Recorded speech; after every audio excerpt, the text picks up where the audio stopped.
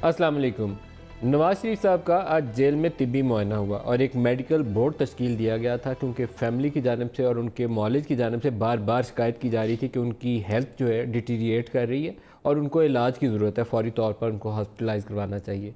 तो आज जो मेडिकल बोर्ड था उसमें 2 डॉक्टर्स मुझे बताया गया कि शरीक नहीं हुए, जिसमें AFIC से जिन 2 डॉक्टर्स ने शामिल होना था वो तो नहीं थे, लेकिन बाकी चारों डॉक्टर्स जो थे उन्होंने आज उनका तिब्बी मुआयना किया। अब ये मेडिकल बोर्ड अपनी रिपोर्ट देगा और रिपोर्ट की रिकमेंडेशन जो होंगी उसी की बुनियाद के ऊपर हस्पताल में इलाज होना है या गुज़श्ता रोज़ जैसे प्रोग्राम में परवेज़ रशीद साहब ने मुतालबा किया कि उनको रिहा किया जाए और लंदन जाने की इजाज़त दी जाए। जिस हॉस्पिटल में उनका ऑपरेशन हुआ, बाईपास हुआ, ओपन हार्ट सर्जरी हुई, उसी डॉक्टर के पास दोबारा उनको मुआयने के लिए ले जाया जाए।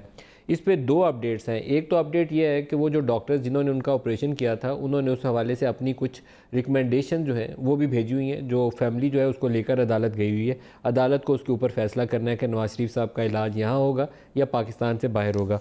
उनके डॉक्टर हैं डॉक्टर अदनान। उनसे आज हमने पूछा कि बताइए कि आज आप भी, डॉक्टर अदनान भी आज शामिल थे उस बोर्ड के साथ, ये भी गए और नवाज शरीफ साहब की सेहत के हवाले से उन्होंने जो हमसे बात की वो आपसे शेयर कर रहे हैं। उन्होंने कहा कि उनको इंजाइना की शिकायत लगती है, नवाज शरीफ को सीने में तकलीफ़ है और ये एक बायस तशवीश चीज़ है।